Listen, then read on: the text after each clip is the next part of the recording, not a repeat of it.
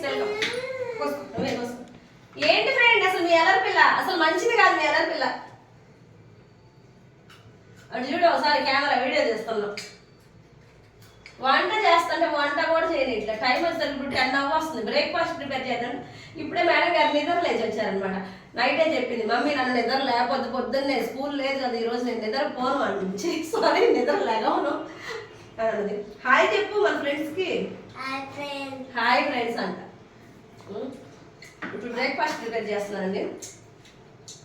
దానికి కావాల్సినవి టమాటా కాయ